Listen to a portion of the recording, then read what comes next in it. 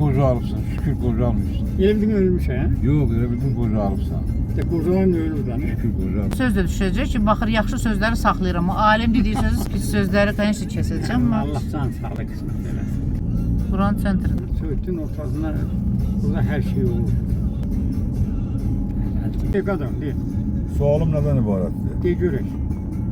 Deməli, bu sirri mənə anlada bilərsinizmi? İkiniz də, hər ikiniz. Görək. Ayrı-ayrılıqda. Nəyə görə siz biriniz Dərbənddə, biriniz Bağdadda yaşamaya görüşmürsünüz adi qaydada. İkimiz də Bax, bu nə məsələdir ki, bax, Bilmirəm. mən gələndə sizdə görüş baş tutur. Bax, bu nə məsələ, nə? Əgər Allah kişi zat yoxdur, mən bilən nasazam.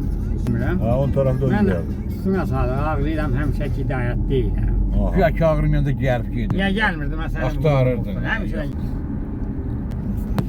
Ram gəlib gəl. Arıqdandı buranın. Arıqdan. Gədəbənd sentri. Ay, yox, bazar Gədəbəyin qulağında. Söğütlü yol.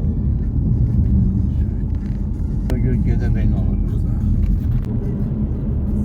Esretava var, görürsən. Gedək orayla orada baxarıq, baxarıq. Bu ABB bizə lazım, buna yox. Велосипедист в центре Гедебека. Я стою здесь в центре. Жалко. Это центр Гедебека. Aha, buranı tikirlər, bura girmədi, bir aşağıda hardasa. Bura həqiqətən. Su mən biləs Ay, qalaqda. yox.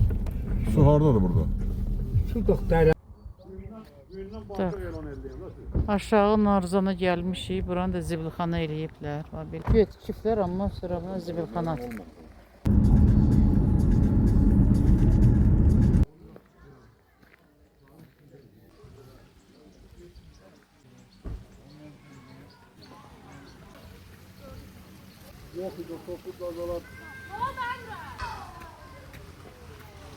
Şunda sabah. Sabah maşın çıxar. Nə də belə görürəm.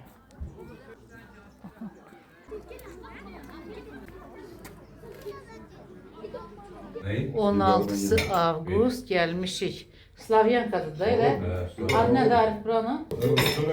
Süper restoranında. Yoldaşımın dostlarına. Hidayət müəllim. Ha, Hidayət. Hidayət müəllim. Qiyas. Sağ ol yenge. Sağ ol. Arif. Allah canını sağ Bir də ol. mən. Gəlmişik bura nəyə? Yiyişməyə. Nuş eləyin yoldaşlar. Başınız qarışıbdır. Hə Arif müəllim? Şöyle yapardı kızdırma. Hadi. Hə, hə.